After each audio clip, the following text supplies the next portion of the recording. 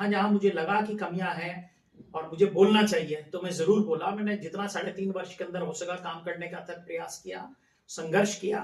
लेकिन जब क्षेत्रीय विधायक की जो रणनीति मेरे खिलाफ जो उन्होंने बनाई, जो बहुत मैं कहूंगा गंदी राजनीति उन्होंने की रुड़की में नगर निगम को डिस्टर्ब करने की, हालांकि उनकी आदत में शामिल है और मेरे से पहले भी उन्होंने यशपाल राणा जी के बोर्ड में भी ऐसे ही किया और वर्तमान में जो बोर्ड चल रहा है उसमें भी उनकी वही राजनीति चल रही है। तो जब बेहद मुझे परेशान करने का कोशिश की गई, जांचे मुकदमे सब में मुझे क्लीन चिट मिली, 100% क्लीन चिट मिली। ये प्रत्यक्ष दोहर है इस बात का कि मुझे सिर्फ और सिर्फ परेशान करने के लिए, मेंटली टॉर्चर करने के लिए सारे षड्यंत्र मेरे खिलाफ रचे गए, जिसमें मुझे 100% क्लीन चिट मिली। और देखिए, मैं कोई बहुत ज्यादा धूर्त राजनीति का मानने वाला व्यक्ति नहीं हूं। मेरे राजनीति के अंदर आप समझिए 1.25 साल जो पहले मैंने त्यागपत्र दिया, उसका एक बड़ा कारण यह है कि जितने भी लोग मुझे शहर में जानते हैं, अधिकांश शहर मुझे जानता है, राजनीति के अंदर आप कह सकते हैं उस समय मेरे फेलियर होने का एक ही कारण रहा, वो ये रहा कि जो बात मेरे मन के अंदर है और जो दिमाग के अंदर है वही मेरी जबान पर रहेगी। जबकि राजनीति का एक मुख्य ये भी है कि आपकी जबान और दिल और दिमाग की सब चीजें अलग अलग मौका और परिस्थिति देख के होती है। लेकिन ये 2 चेहरों वाला चरित्र मेरा ना कभी रहा है और ना कभी रहेगा, क्योंकि मेरा चरित्र और चेहरा एक ही है। इस बात का मुझे नुकसान मिला, लेकिन षड्यंत्रकारी लोग कुछ समय के लिए सफल हो सकते हैं।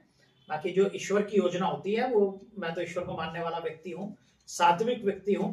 मेरा मुकाबला चाहे ऐसे लोगों से हो जो मांसाहारी हो, जो दैनिक शराब का या और बहुत किस्म के व्यभिचार करते हो। मेरे जैसा आदमी जिसने अपनी सार्वजनिक 44 साल के जीवन के अंदर कभी कोई मांसाहार, कभी कोई अंडे का, कभी कोई शराब का, या अपने जीवन को एक बचाए रखना एक संयम से, और एक जो सनातनी कहा गया है, जिस पार्टी की बात करते हैं सनातनी, उसके अंदर बहुत सारे ऐसे लोग हैं, मैं किसी का नाम नहीं लेना चाहूंगा, मुख्य रूप से जो क्षेत्र का प्रतिनिधित्व कर रहे हैं ऐसे लोग भी। हमने वास्तव में सनातनी कहने के लिए नहीं, लेकिन अपना जीवन जो है कुछ आदर्श मूल्यों पे जिया है और जीवन के अंतिम क्षण तक जिएंगे। कोशिश की है कि आपके चैनल के माध्यम से प्रमाणिकता से कह रहा हूं कि हमारे बड़ों ने सैकड़ों करोड़ रुपए की संपत्ति दान की है, और वही आदर्श मैंने भी रखा है जीवन में कि भाई जो भी कुछ कमाना है उसका एक हिस्सा चैरिटी जरूर करना है, और करने का प्रयास किया, जीवन के अंतिम क्षण तक करता रहूंगा।